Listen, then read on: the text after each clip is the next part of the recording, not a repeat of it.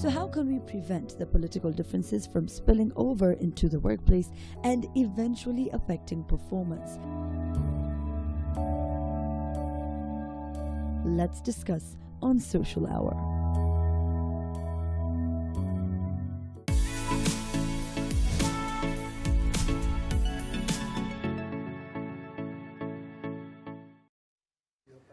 All right, so as Ken asks me a question live on air, my partner in crime, Ian Mafula, is not in. He'll be back tomorrow. Why you miss him? You wanted him to be here. Ken is Ndogondogo. Just wondering. But he's a bit unwell. Okay. So he's a bit unwell. All right, so welcome to our discussion. We're going to talk about political volatility in the office area, in the office space, and we want your opinion in regards to that. And we also have a question: has national politics affected office productivity? Has national politics affected office productivity? Now, when we ask that, we don't mean that people talking too much about politics that they're forgetting to work. No. People being affected by it, are they taking it a bit too personally? You know, that their party didn't get this primary, they didn't clinch this area, they didn't, you know, win the primaries in this, you know, county. That's what we're talking about. So is it affecting you so much so that people are arguing, that people are not talking, that people are fighting in the office because there are places where they take it a bit too much? So we want you to answer that, and you can go ahead and air your opinion on Twitter and on Facebook. Thank you so much to all of the SMSs that we have been getting thus far on 21222. Plus, of course, you can call us live in studio and give us your 2 cents. For me to talk about this, I need guests with me. Good morning, Ken. Good morning. You can talk to the viewers and tell them what you do. And your full My name is Ken Oko. I teach sociology at the University of Nairobi. Yeah. All right, my name is Elijah Sitima. I'm the national chairman for Institute of Human Resource Management, and I work for G4S. I'm the HR director. Ah, all right. Thank you so much for coming, Elijah. Thank you. First time on the show. Welcome. And then, you know, I'm going to ask you guys the same question. Has it affected productivity in the office? Definitely, yes. When you see political parties sharing their visions and manifestos, and they're sharing with the citizenry. The citizenry are part of the workers of this country. They intend to call this to the workplace. So there's some discussions that is going on among the staff, all right, in terms of what do I prefer, what don't I prefer. And this mission that is for politics is now interfering with the workplace vision and mission. Yes. That means that productivity is being affected. So this fault tie, communication in terms of I like X, I don't like B, this statement was not done right, it affects that concentration that the member has to have in the workplace. This leads to less productivity. This leads to lack of teamwork in terms of teaming up to make sure that the work is done. And the consequences would be seen in terms of how much time do we spend during tea break to catch up about the preliminaries that happened. Who won, who did not win. When we go to lunch, we are spending more time. When we go back to our desks, we are not being able to do well. That is affecting the workplace at the moment as we speak. And that's very true. You know, when it comes to tribal lines, you know, we've been talking about that for so many years now. And, you know, with political parties affiliated to certain tribes, is it diminishing or is it getting even stronger? You know, Kenya is a very heavily stratified society with our 43 ethnic variations. And usually the office is a microcosm of the state. You find hopefully, every single region usually represented in an office. Even if you don't reach the whole spectrum, you probably have half or quarter of the country in there. And once these guys are in there, each one of them attempts to speak on behalf of their ethnicity. It's very rare, the amazing thing about Kenyans, it's very rare to be objective, to speak objectively about these things. And most of the times, our subjectivity is ingrown from what we call in sociology ethnocentrism, that if you're analyzing a move made by some leader who's from your community, you'll probably be biased in favor of that person because he comes from your community. And we translate this onto the workplace, onto the social scene. And you know, sometimes anything you do, you're radiating that ethnic bias. But that notwithstanding, the fact that Kenyans are a very active lot in terms of sensitivity and awareness, it's a plus for us, but it also messes up our orientations at work and everywhere else because we seem to know, sometimes I think we know more than we should. you know, as Kenyans. Yeah. And if you look at our social media, it's totally ablaze, you know. In fact, they're saying in the world, I think we're number 4 or something in terms of, you know, being proactive and being very destructive on social media. And so sometimes when you put all those things together and you come to the workplace, then you have like talk, you know, those things waiting to just explode. But it's fine. When people are in the office, they need to just also let off steam. You can't just go in and work from 8 to 5. No, we get it. But then, you know, when it gets to the point that people are fighting, you're not talking, you don't want to work with one another, Mimi ni Jubilee, I know. NASA, yeah, that's the negative part of our orientations, as I said, that Kenyans take things so personally that sometimes you don't even know that leader. Suppose, for example, you know, Kalonzo Musyoka or Raila Odinga, or whoever it is, you have no access to him, you've never met the guy. Never. He doesn't even, you know. No, you exist. And then you take it so personally. Anything said against him, you feel as if somebody's pinching you somewhere. Yes. You know, and that's what messes up our interactive space. Yeah, because otherwise, if it were that healthy, you'd be saying, oh, I was with Raila yesterday and he told me ABCD. And you can actually defend what he said or go against it. Yeah. But most of the times, we are spectators from afar. And when these guys meet up, like, you know, you see them doing the rounds on social media, they're very friendly to each other, the leaders. And they have a chat, a normal, civilized chat, unlike us, who are down here saying, no, it's not like that, you know, and that's the tragedy. Yeah, that is a tragedy. Occasionally, I mean, our leaders have been captured having a cup of tea together. So much. Enjoying their time and having lunch. But here we are in the workplace. We cannot even sit next to each other, no. Because who you support. This is coming down with loss of productivity. If you go to a manufacturing setup, you could see a lot of errors because who do I like? Who do you like? And in that talk, I'm not supporting you to eliminate those errors in the production line. This volatility is bringing down businesses. Nonetheless, there is a law of human resource management in terms of controlling and giving guidance and communication on what we need to discuss in the workplace. Because our objectives, our performance contracts are very clear. We need to devote much of our time into what we're doing. As Ken has said, you cannot really eliminate people talking. Of course people is sharing what they need, but they need to do it with some guidelines, all right? You not to come and forcefully tell me whom I should vote for, whom I shall support or do. But yes, in terms of talking, that talk comes along. But when it gets to where it's affecting productivity and the way we're working in the workplace, then the human resource need to come up with a policy, a guideline saying if you pass by this, and then there will be consequences, and then you will be called to answer why you are doing what you're doing that is not as per the company policy. That's one. Two, we also need the leaders, the business leaders, to come out clearly and say that we are non-partisan. So whoever you support, where you support them, please do not bring that to the office because it's going to affect our environment of work. Yes. By mere declaration that we are non-partisan as an organization, you have your right as a citizen to support who you support. Of course, when the right comes for you to go vote, we will probably arrange for you to have that civic voting right to go exercise it. That itself would help in terms of making sure that the place of work is not volatile from the current politics that we are seeing at the moment. Yeah, so that should be a discussion that every boss should have with their employees, right? Precisely. And now as we get closer, we know that everyone is going to be, you know, supporting so-and-so for whatever reason. They should be careful. But then I think not all employees do that. Do they maybe disregard how serious it could get? The discussions? Yeah, they don't know. They engage in it. But again, somebody needs to tell them. And this is why I said the Human Resource Office needs to come out clearly and tell them, this is what we need to do. This is what's not being done right.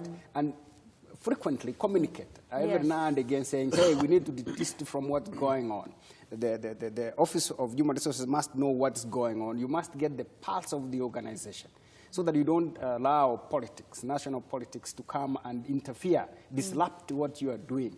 And Ken talked about the social media and the activities that go in social media, who are shared this on WhatsApp, who is on trending, and I mean, that also consumes a lot of time when an employee is supposed to be, you know, concentrating. And if you say something wrong about my Papa or whatever it is, then it comes up, I'll come for you, I'll have to entertain a discussion. This time wasted, and this is necessary emotions in the workplace. Every organization has a code of conduct. every place you go to. I don't know if you guys have one here.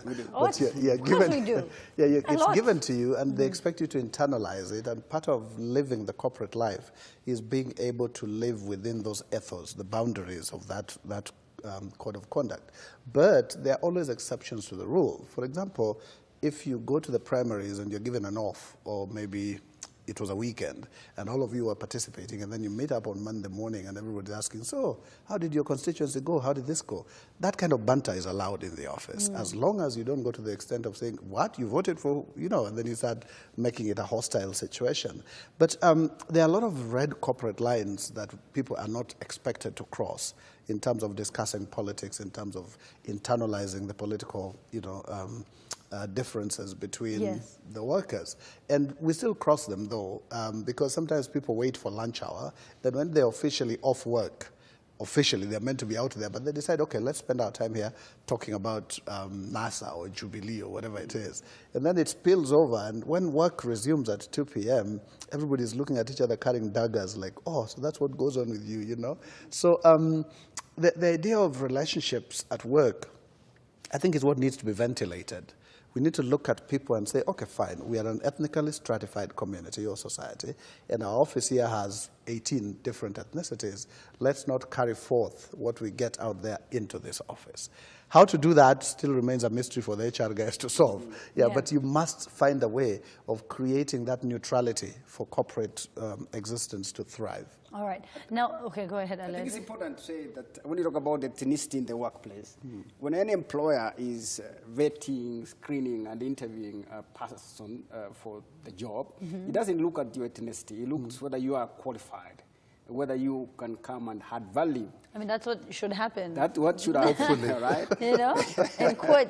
Yes. They look at how you are qualified for the job. Correct, from where you come from. Now, when you come and magnify the issue of ethnicity in the workplace, and then bring national politics into it and saying, now it is our turn, you have had your turn, you are further stratifying that work community into where they are able to be more volatile against each other, saying, so you've been eating, it is now us to take turn. And that affects the workplace, even your capability to concentrate and do a proper job when you know that the person who is talking to you is thinking of you as coming from the other section. Yes. So we should, as employers or as an employment community, desist totally from wanting to make that become visible. That this is who you are, this is who Mama in terms of the politics.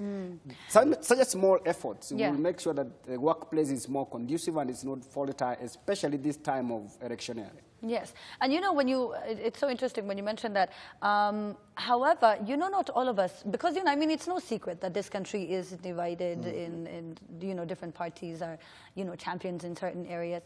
And if I don't support the party of where I am allegedly supposed to naturally support it from, I'm not allowed, so, you know, I'm not allowed, air quotes, to support another party because, I mean, you're from this area. So I will never be vocal about it.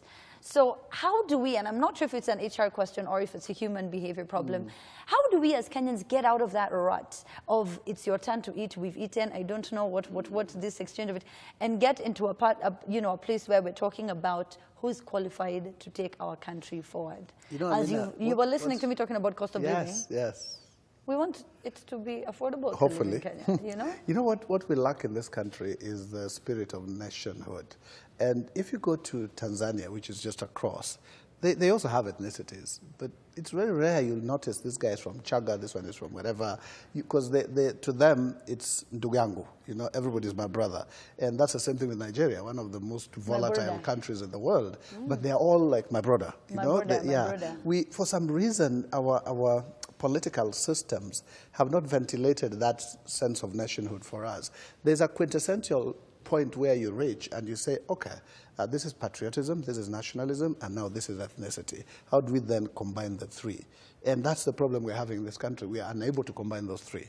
We look at ethnicity and then we are thinking, okay, national cake. It's divided in terms of Luo, Kikuyu, Kisii, and whoever. That is the point where we need to break off as leaders, especially. They need to find a way. You know, you get very motivated when you hear the leaders saying, oh, you know, this is my brother and we should never fight, there should never be any bloodshed. In fact, I was just seeing something recently on social media where Raila was invited to speak by Uhuru in a church, and he said, oh, you know, we are brothers, we call each other, we love. I wish we could pick up that mantra and just say, oh, this is what they do, then let's also do the same thing. But there's always that very heavy ethnic clog in between us. And sometimes you take someone who looks totally neutral, Amina, for example, yeah, and you're like, okay, you're from none of these crazy, quote-unquote, tribes fighting against each other. So therefore, what do we do with you? And you're supposed to be the neutral voice here. But then Amina decides, okay, no, I side with the Luo or I side with Kikuyu. And she makes it look like this is my business. I have to do that. So until we grow out of that, especially the children we're bringing up now, luckily, they know no language. Luckily, even though it's a bad thing. But you don't find... You're like, there's a good side to them not knowing to not being able to speak Kikuyu or Luo or Kisii, you know. They're just growing up with Kiswahili and English. And to them, we are Kenyans. So if that generation, the millennials, even no, the guys after the millennials are just as crazy as the adults. But the guys after the millennials, they are growing up without a language. And they're speaking English. Maybe they're corrupting it, but they're speaking English and a bit of Kiswahili. That might be the starting point. Where we're not listening to a guy saying, oh, that's Luo, because of the way he's... But you know, sometimes you go to school and then your baby tells you something like, Daddy, you know that girl, she's Kikuyu, and she behaves like this. And then that baby, the one telling you that is in class 4. And you're thinking, how did you get... And why would you cluster somebody who's so young to do that? So if that can break and we start it off from the guys who are coming up, maybe things will change in this country, maybe. Oh, wow. You know what's so interesting about it, Elijah, I'm so sorry, is that you just mentioned something that I had never thought about.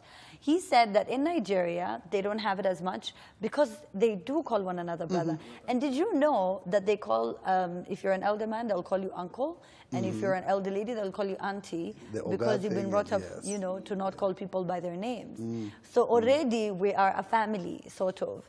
You know, Nigeria is such a volatile country in terms of politics, in terms of corruption, all these things, all the bad things in the world, if you read Chinua Achebe's book. But when you get to that country, you're hit like by shock jolts, how they are soaked together.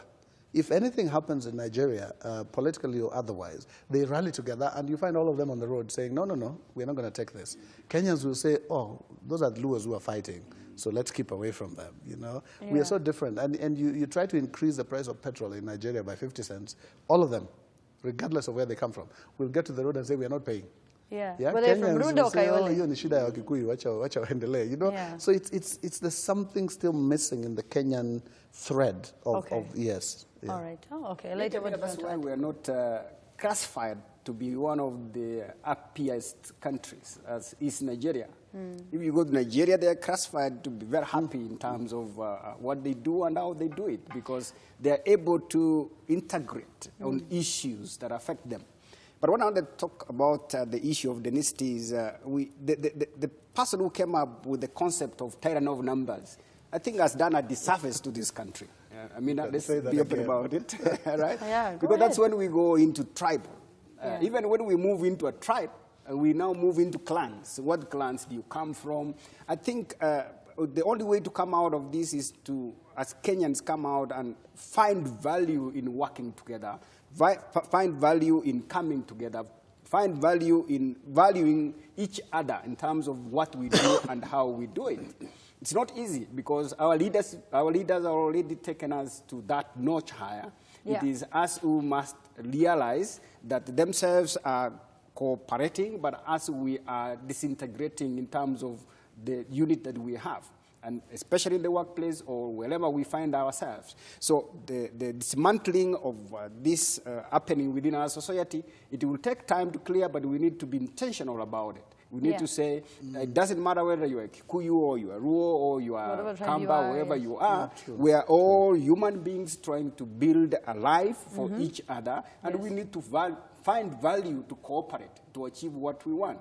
But politics continues to divide us further every now and again. The third issue is about the fact that we are a politicking country throughout every year. I hear campaign even after immediately the elections have been...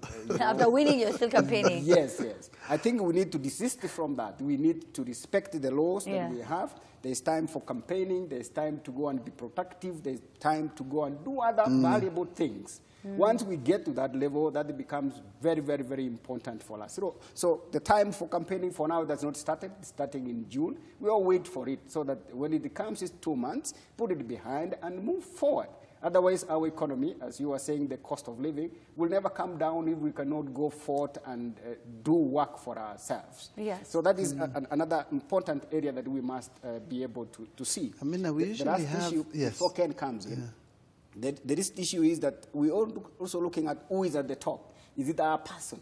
Let's look at who is at the top. Is he a proper leader? Is he capable? Is he capable? Is he making the agenda of the country go on? In Japan, a Japanese wouldn't care who is the prime minister.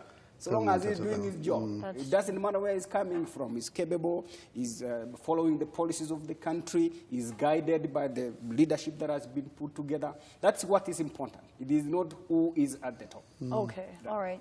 Ken, do you want to know, add on? we are a team of students and 3 of my colleagues at the university. We are carrying out an experiment on social media right now where we are trying to see how Kenyans respond to non-political issues like marriage, like sport, things which are not expected to invite the political orientations.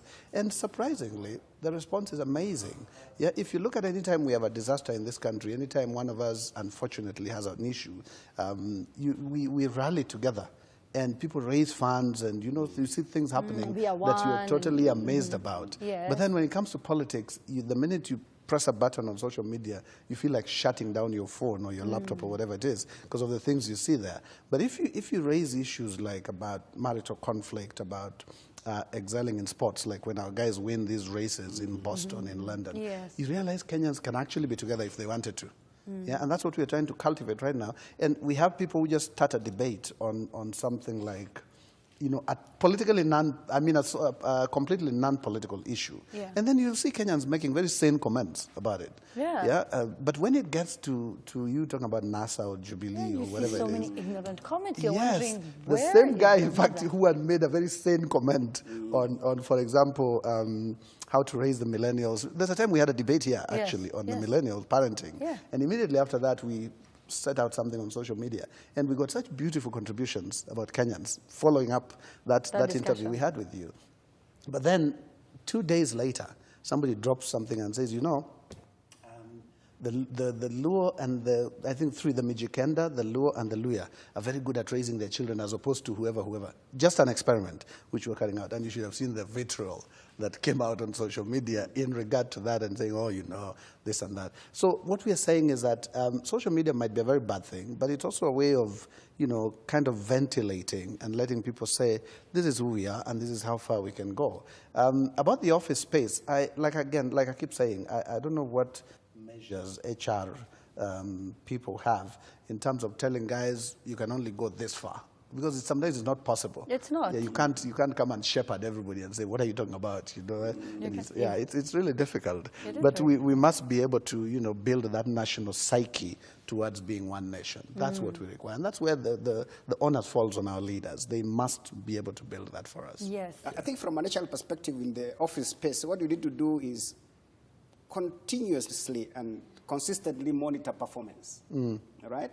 Why? Because any slight disruptions to the workplace environment will definitely be seen. You could really see that we are not steering the way we are supposed to. So there must be policies that guide or monitor performance and how you are achieving the objectives. That's one. Two, there's an issue of cohesion in terms of teams.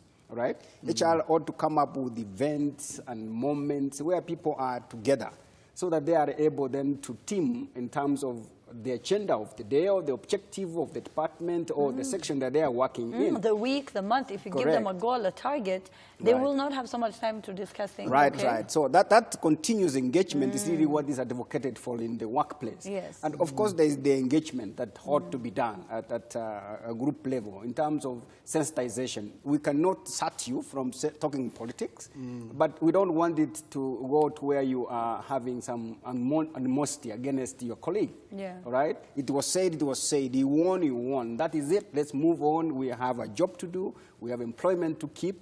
The people who are doing politics are looking for their employment. And how would their effort to get into office affect your current work that you are having?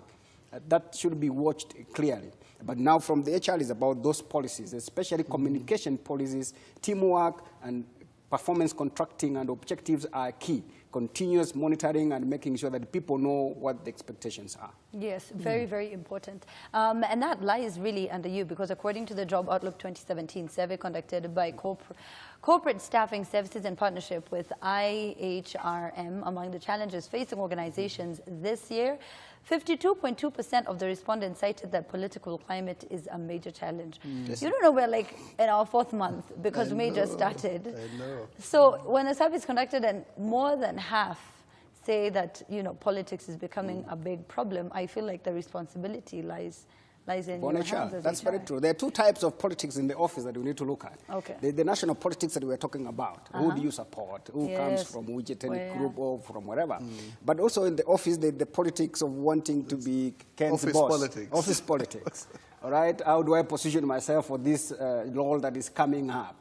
How do I bring him down? Or what do I do to make sure that I'm seen to be the star performer in the office? So that collaborative, that teamwork, when you have office politics, also serves us a lot, right? Now combine that office politics with national politics, it becomes a disaster in the office, all right? This is the person who has not been wanting to promote me, and now is supporting NASA.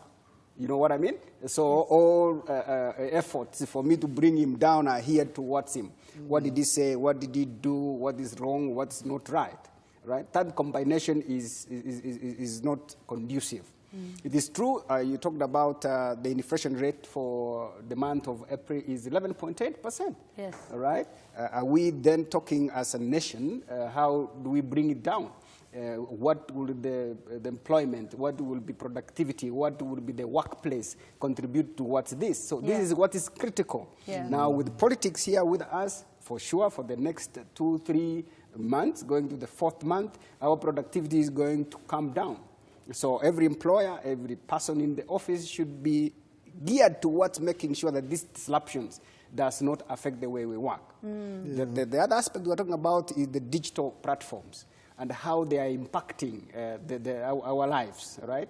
The disruptions we have around businesses is because people are able to communicate fluently and they can market their goods and quickly. So when this happens in the workplace, these disruptions also affect the way of work in the workplace in terms of competition. Are we having healthy competition in the workplace due to these disruptions, or the competition we have is destructive? So how then do we as productivity managers come together and say, wait a minute, for us to jointly work against this disruption, we need to have enabling work environment, more empowering, more, giving you knowledge on what you need. So the digital platform, as much as it is good in terms of sharing information, we also need to be very careful on what impact is going to have on our businesses. Oh, that's very true. And then, when it comes to just, people, Ken, is it that, because you mentioned something about your department having a goal, or we set objectives for the day, for the week, that way, if you don't meet it, you are wasting time doing something else. So when it comes to people, is it that they just worship the leaders and they have nothing else to do? Don't you want to get to somewhere in your life instead of trying to politicize how Ken is not a good boss and getting Ken out? Why don't you work hard? Because, then it's so confusing. On one side, you're not really pushing, you're not really working as hard as you should. And then on the other hand, you don't think Ken is a good boss. So you try to, they're called, what are they called? They're called side shoes. Part of the reason that Aparo's team has never done a very good job is because of the fact that it's very difficult, based on human rights, based on, those basic freedoms of life, to pin down someone and say, I'm firing you, for example, HR, I'll get you out of this place because you're an ethnic bigot. The guy will sue you, because you have to put strict proof that you didn't work because you're talking about politics. But then the issue of national cohesion is a huge, huge potato in our hands. Yeah. And it's something that we really have to nurture properly and very well. And I think the place to go is to see if, for example, you know what we're doing about gender parity? Yeah. Also try that with ethnicity in national office, in the, you know, corporate office, and on all that. But sometimes, like he said earlier, everything depends on meritocracy. Are you qualified for this? So you find maybe everybody who's qualified, 3/4 of them are from one ethnic community, and that creates a problem.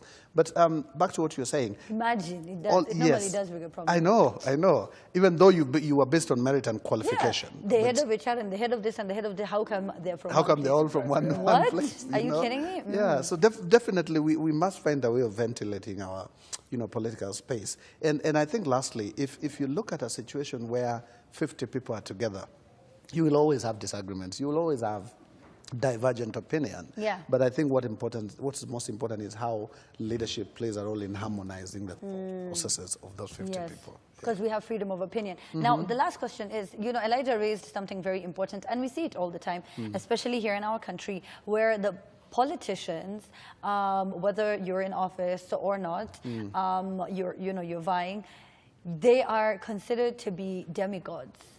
Can that perception ever die? Will it? Well, yes, if we are able to, as a electorate, right, determine. Now, I was reading in Nandi, I think in terms of the voting, they made sure that from the senator, the MCA was moved away.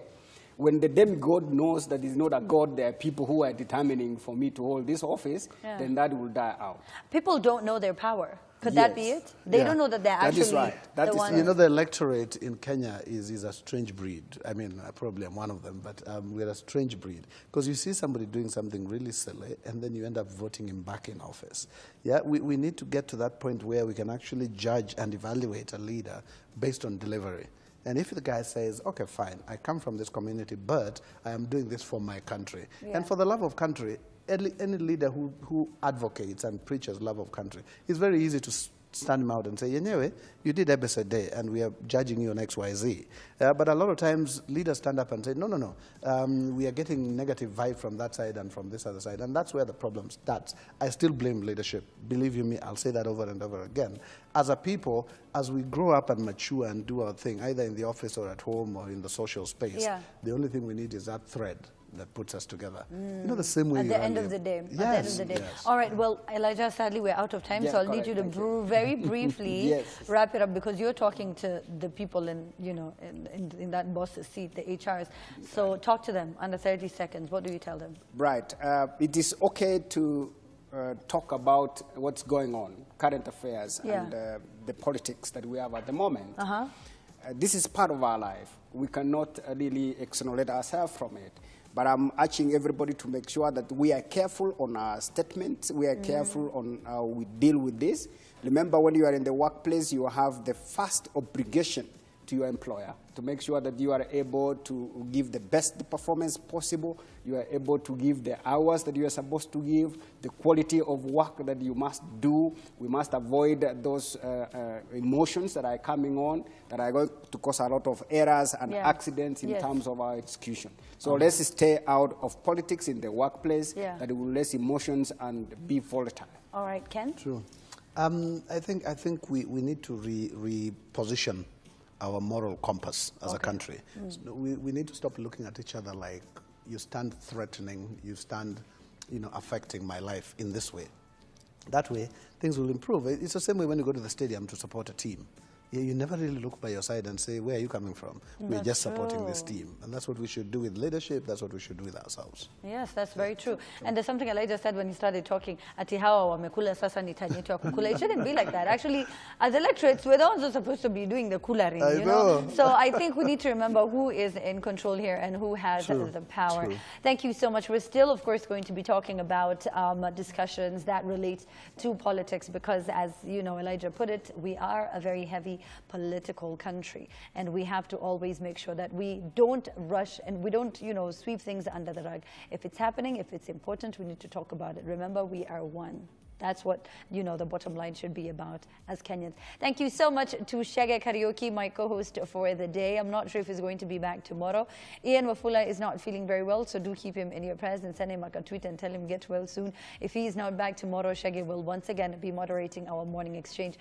Let's meet once again tomorrow, 6 to 9 a.m. Tomorrow being Wednesday, I feel like the week is flying. My name is Amina Abdi Rabbar. Adios. Have a blessed day.